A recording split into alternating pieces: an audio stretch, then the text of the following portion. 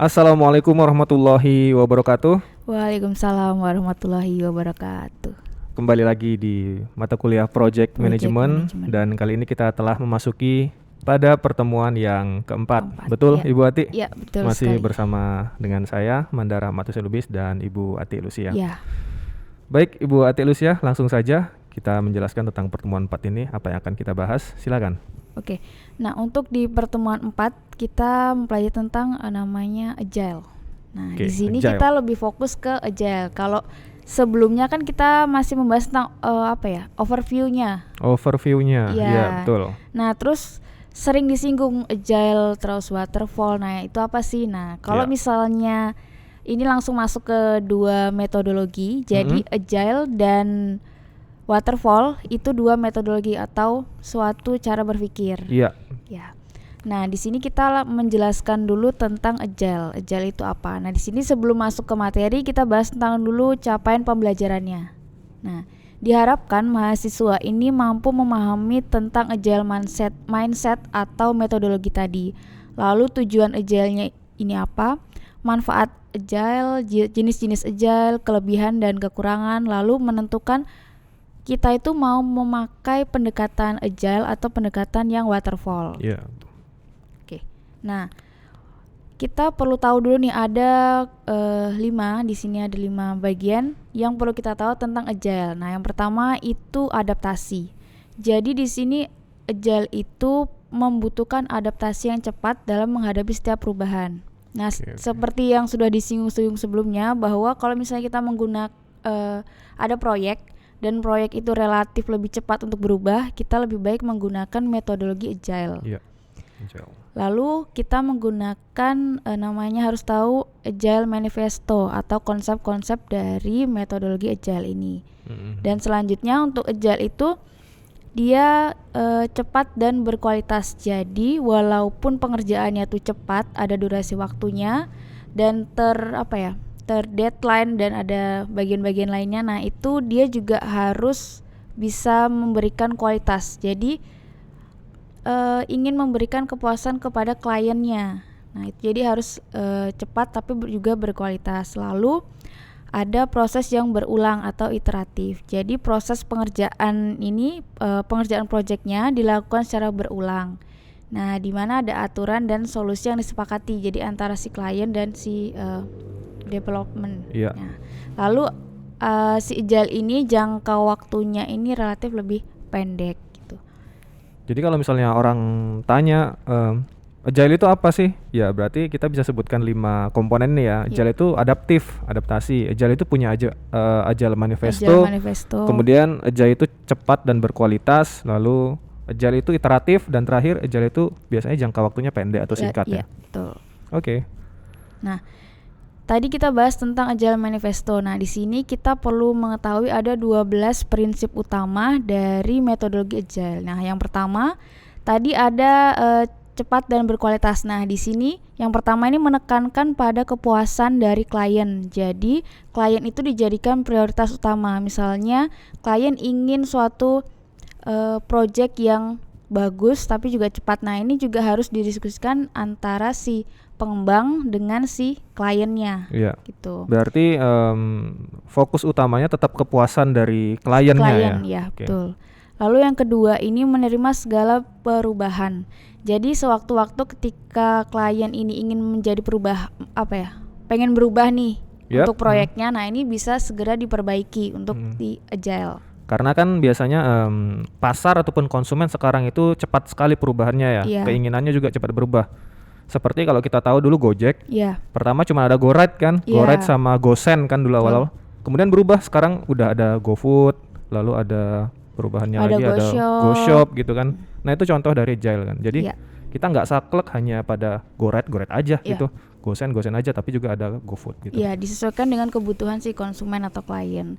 Lalu tadi untuk agile ini relatif lebih singkat untuk waktunya. Nah, dalam menghasilkan produk ini jangka waktunya 2 minggu sampai 2 bulan.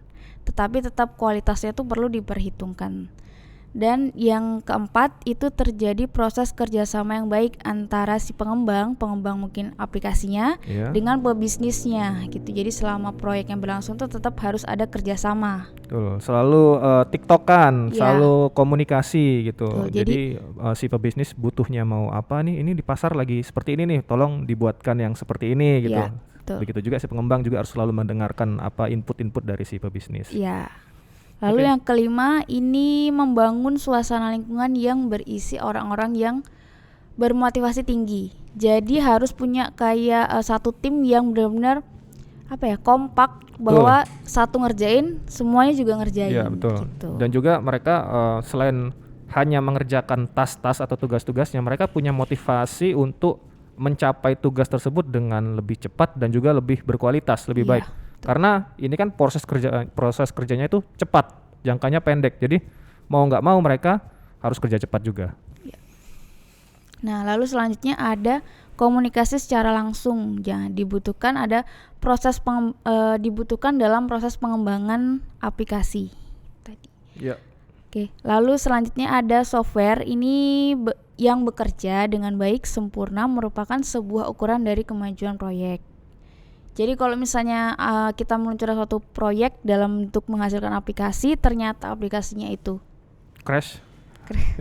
Kurang baik misalnya. Nah, itu harus dirubah lagi sampai sempurna dan harus pokoknya yang kita ngelihat itu kepuasan dari klien tadi. Makanya sekarang kalau kita lihat beberapa aplikasi itu selalu meminta untuk update.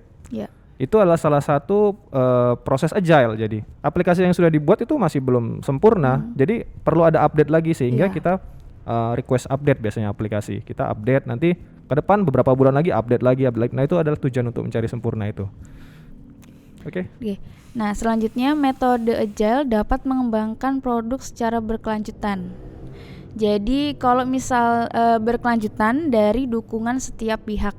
Jadi antara si sponsor, terus pengguna atau user dan si developer sendiri. Selanjutnya ada keunggulan dari segi teknis menjadi keutamaan dalam pengembangan software.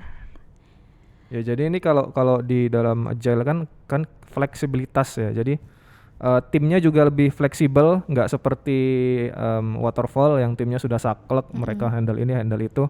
Kalau di agile dia timnya fleksibel, kemudian timnya juga kecil, sehingga dalam proses pembuatan aplikasinya atau proses pembuatan produknya dia akan lebih secara teknikal itu lebih baik gitu. Lebih baik dia tekniknya. Selanjutnya ini ada segala kebutuhan dari segi arsitektur dan kebutuhan software ini sangat tergantung pada manajemen setiap tim pengembang. Nah makanya yang agile itu kan selalu ada deadline-nya di awal dan pengerjaannya juga relatif lebih singkat gitu. Jadi bisa membantu tadi kemajuan atau perbaikan dari aplikasi yang aplikasinya itu. Lalu ada kesederhanaan. Jadi memaksimalkan sebuah resource. Jadi jangan sampai sumber dayanya terlalu berlebihan atau mungkin keuangannya juga terlalu berlebihan. Atau bahkan kita punya sumber daya yang bagus banyak tetapi tidak kita manfaatkan. Jadi harus bisa mengoptimalkan sumber daya yang kita punya. Dan yang terakhir, prinsip terakhir itu setiap tim pengembang melakukan evaluasi diri atau refleksi agar bekerja lebih efektif. Jadi harus misalnya kita ada kendala dalam proyek-proyek kemarin, kita utarakan bahwa seperti ini nanti ke depannya biar nggak ada kendala lagi gitu. Ada evaluasi di akhir setiap pembuatan proyeknya, baik itu evaluasi terkait produk atau aplikasinya, juga evaluasi terkait bagaimana proses kerjasama tim yang telah dilakukan dalam proyek tersebut, gitu ya Bu? Iya, betul. Nah, selanjutnya kita masuk ke tujuan dari agile development. Ada beberapa di sini. Yang pertama, high value and working apps system. Jadi menekankan nilai yang terbaik atau nilai yang tinggi. Jadi nggak hanya kita cuman memberikan produk yang bermanfaat, tapi juga manfaatnya itu nggak hanya satu, tapi memberikan beberapa manfaat. Karena tadi kan seperti prinsip agile tadi kan kepuasan kepada si klien kan. Si klien itu siapa ya? Klien itu bisa user, bisa konsumen gitu. Nah, yang kedua ini cost control and value driven development. Jadi mengontrol setiap biaya atau efisiensi biaya. Jadi kebutuhannya ini disesuaikan dari si pengguna dan pengembang perangkat lunaknya ini. Disesuaikan juga dengan projectnya seperti apa kan. Dan yang ketiga high quality production.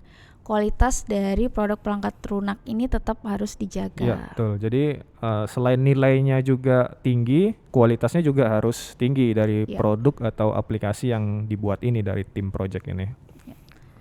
Nah, selanjutnya yang keempat, flexible and risk management. Jadi fleksibel di sini pertemuan antara si klien dengan si pengembang ini harus selalu kayak tadi komitmennya kan terjaga biar kalau ada perubahan segera ditangani gitu.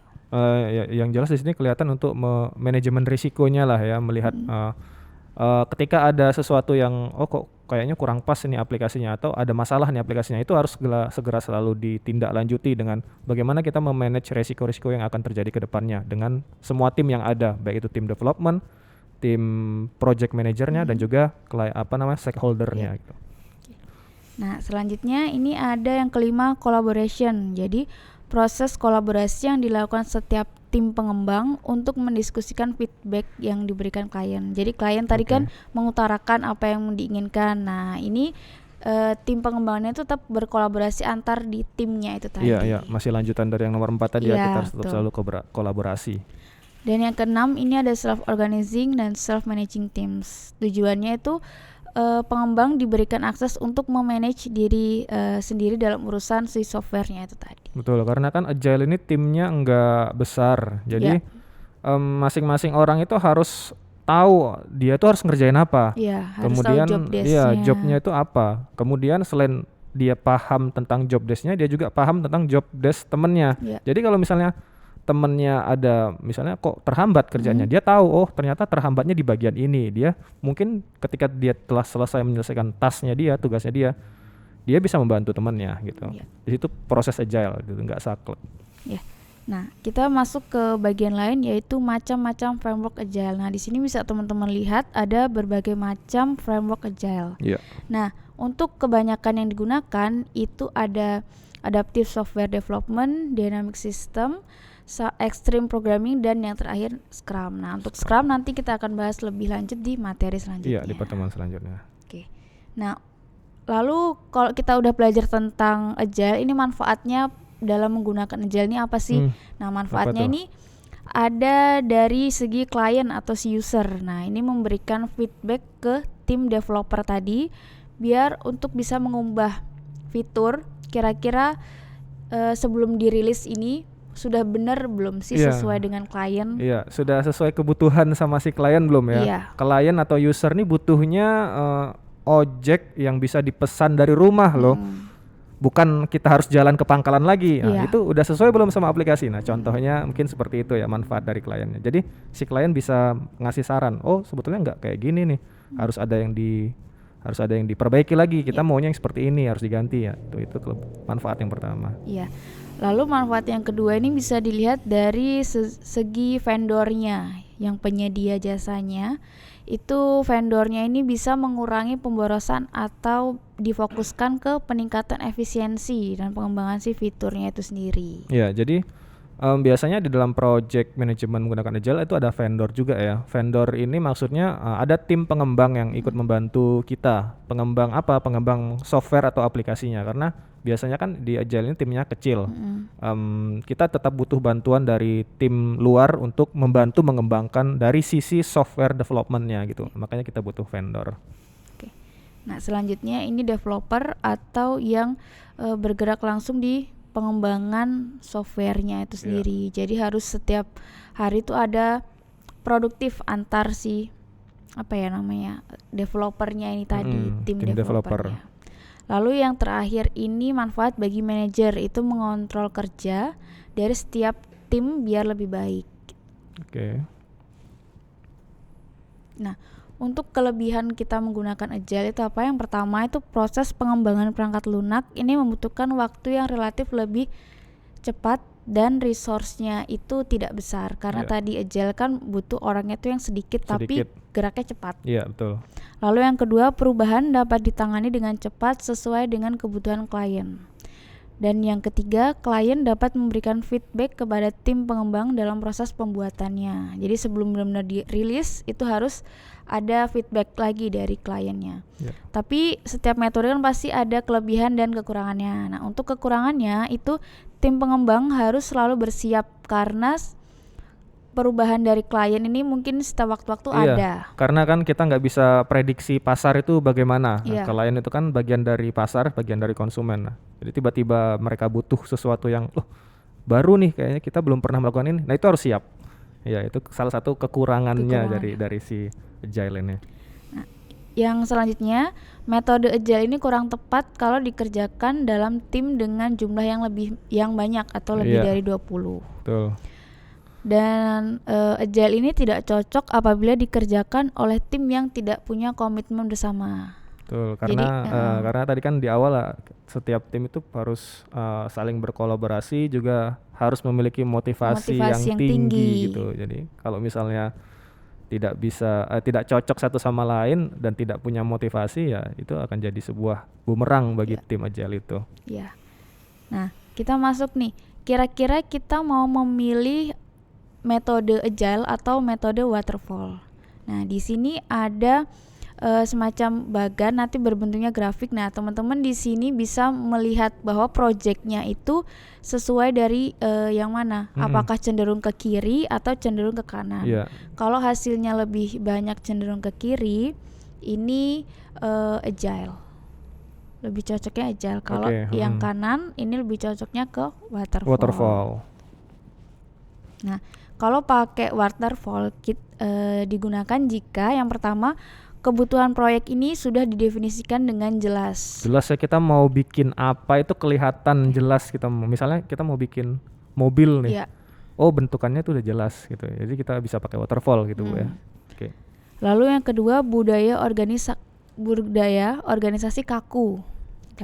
Tim manajemen atau rekan kerja tidak suka terhadap perubahan, jadi sulit untuk mengubah perilaku atau cara kerja mereka. Itu tadi yang kita sebut dengan saklek gitu ya, kaku ya. Jadi saya udah bagian untuk merakit mesinnya misalnya di mobil. Ya, jangan suruh bikin ini dong, bikin teknologi yang ada di mobilnya dong. Jangan suruh bikin klakson dong. Kan saya bagian mesin. Nah, itu waterfall ya, Bu ya.